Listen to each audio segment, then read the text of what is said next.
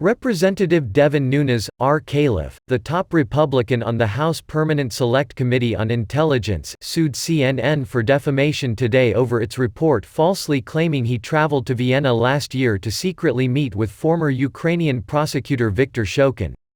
CNN is the mother of fake news. Nunes' lawsuit, which asks for more than $435 million in compensatory and punitive damages, declares in the very first sentence of the introduction. On November 22, CNN published a story from reporter Vicky Ward that claimed Nunes traveled to Vienna, Austria, in December 2018 to meet with Shokin, the former Ukrainian prosecutor general whose firing had been demanded by then Vice President Joe Biden in early 2016. At the time, Shokin was reportedly investigating Burisma, a shady Ukrainian energy company that paid Biden's son Hunter millions of dollars to sit on its board despite his lack of expertise in business, Ukraine, and the oil and gas industry.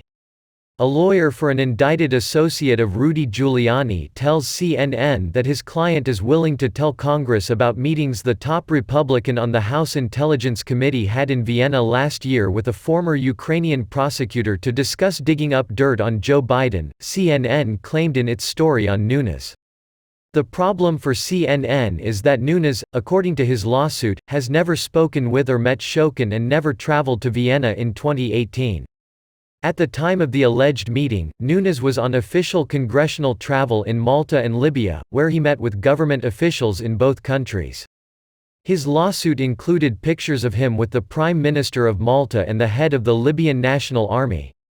This statement by CNN is demonstrably false. The defamation suit against CNN states Nunes was not in Vienna in 2018.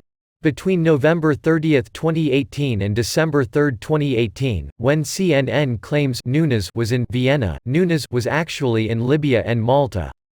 The lawsuit against CNN also notes that despite public denials from both Nunes and Shokin, the cable news network and its employees doubled down on its false reporting during Chris Cuomo's television show on the evening of November 22.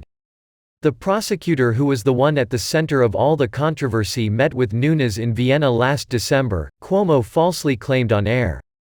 Nunes meets with Lev Parnas several times. Ward falsely claimed, referring to an attorney for Shokin who was indicted by U.S. authorities in October.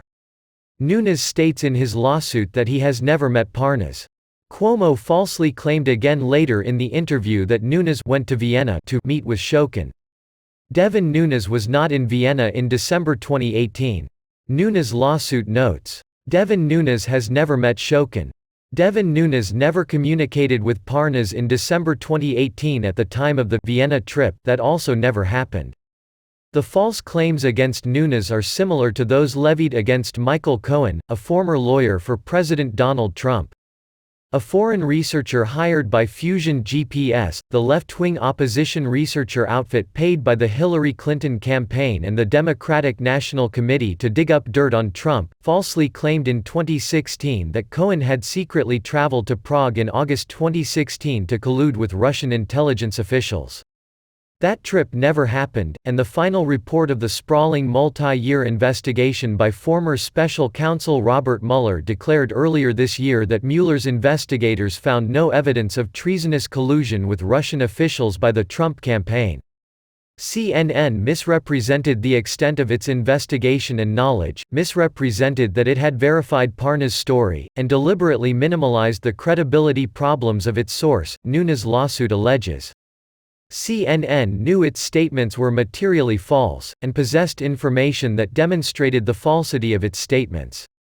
In spite of multiple reports on November 23, 2019, November 24, 2019 and November 25, 2019, confirming that Shokin never met with Nunes, the lawsuit continues. CNN refused to update or correct its story.